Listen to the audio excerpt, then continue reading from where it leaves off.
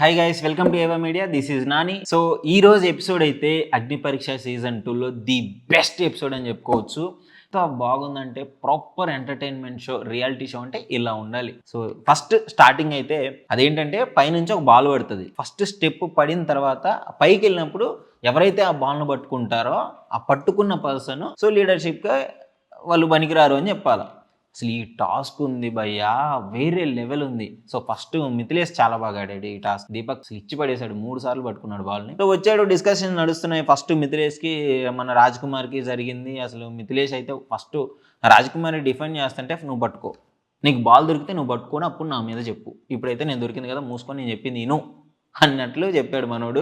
తర్వాత అపూర్వాని పిలిచాడు, అపూర్వతో డిఫెండ్ చేసుకున్నాడు. ఓకే, నెక్స్ట్ ఇంకా దీపక్ రాగానే ఫస్ట్ హేమంత్ని నీకు అసలు లీడర్షిప్ అయ్యే క్వాలిటీయే లేదు, అంతా హెడ్గా ఆడుతున్నావు అది ఇది అని చెప్పి, అసలు నువ్వు నన్ను ఎందుకు మోటివేట్ చేస్తున్నావు, నీకేం అవసరం నన్ను మోటివేట్ చేయడానికి అని చెప్పేసి మాట్లాడడము. సో వీళ్ళ డిస్కషన్ కొంచెం సీరియస్గా పెట్టుకున్నా కానీ వినే వాళ్ళకి కొంచెం ఫన్నీగా అనిపించింది హేమంత్ మాటలు. ఇంకేం చెప్తారు, దీపక్ మళ్ళీ గాయత్రిని చేశారు. గాయత్రి కొంచెం తన ఎఫర్ట్స్ పెట్టలేదు. సో గాయత్రి మీద కూడా నీకు వర్త్, నువ్వు లీడర్ కాదు అని చెప్పేసి అన్నారు. ఆ తర్వాత స్టార్ట్ అయింది భయ్య వారు. మన రామకృష్ణ వచ్చాడు. రామకృష్ణకి వచ్చిన తర్వాత ఫస్ట్ రోహిత్ని పిలిచి అసలు నీకు లీడరే క్వాలిటీ లేదు, ఆ డిజర్వ్ కాదు అనగానే రోహిత్ ఇచ్చి పడేశాడు. అసలు నా పక్కనే ఉన్నారు అందరూ, నేను గెలుచుకున్నాను, మా టీంలో ప్రతి ఒక్కరికి కీ వచ్చింది, నీకేమొచ్చింది, నీకు టీం మొత్తం మీద రెండు కీలు కూడా రాలేదు అని చెప్పడంతో అసలు ఎలా డిఫెండ్ చేసుకోవాలో అర్థం కావట్లేదు మనోడికి. అది సరిపోదు అన్నట్టు చరణ్ పిలిచాడు. మనోడికి ఏం అర్థం కావట్లేదు పాపం, ప్రతి దాంట్లో డొల్ అయిపోతున్నాడు, డిఫెండ్ చేసుకోవడమే రావట్లేదు. మనోడు చూజ్ చేసుకున్న పర్సన్స్ రాంగ్ ఉన్నారు, వేరే వాళ్ళని చూజ్ చేసుకోవాలి. అండ్ ఇంకా శ్రీముఖి ఓవర్ యాక్షన్ మధ్యలో రోహిత్ డైలాగ్ చెప్పలేదు, super super super well defence, అసలు ఎక్సలెంట్ అని అంటే ఇతనికి గాలిపోతుంది. రామకృష్ణ ఈ రోజు అంతా బిస్కెట్ అయిపోయాడు.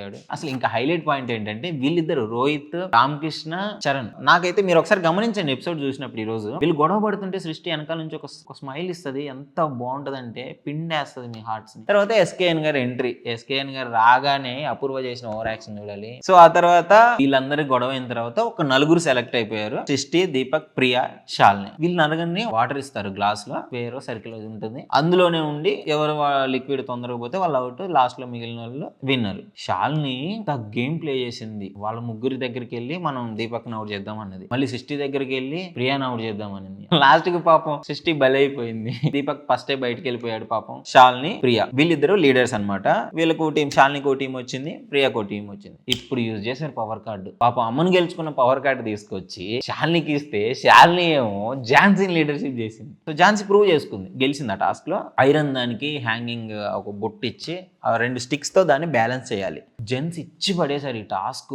ఇంకా అమన్ పాప రోజు హుడీ వేసుకో, like hoodie type loose shirt వేసుకొని వచ్చాడు. పైగా స్ట్రైట్ పట్టుకున్నా కానీ ఆ టీ షర్ట్ వల్ల బిస్కెట్ అయిపోయింది. హేమంత్ చాలా బాగా ఆడాడు. అసలు హేమంత్ని ఎక్స్పెక్ట్ చేయలేదు. ఎండ్ వరకు చాలా ఫైట్ ఇచ్చాడు. చరణ్ కూడా చాలా బాగా ఆడాడు. దీపక్ అసలు ఇచ్చి పడేశాడు. ఆర్కే ఇచ్చి పడేశారబ్బా.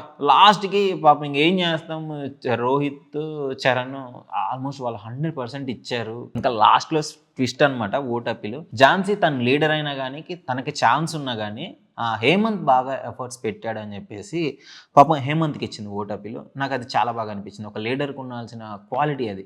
వాల్యుబుల్ ప్లేయర్ ఎవర్రా అంటే శాలినికి ఇచ్చారు. క్విక్ డెసిషన్స్, చాలా కరెక్ట్ డెసిషన్ తీసుకొని తనకు ఫేవర్గా మార్చుకుంది అన్నిటిని. సో నాకైతే మస్తు నచ్చింది. మీకు ఎలా అనిపించింది? మీ ఫేవరెట్ కంటెస్టెంట్ ఎవరో డెఫినెట్లీ కామెంట్లో పెట్టండి. Thank you, bye bye.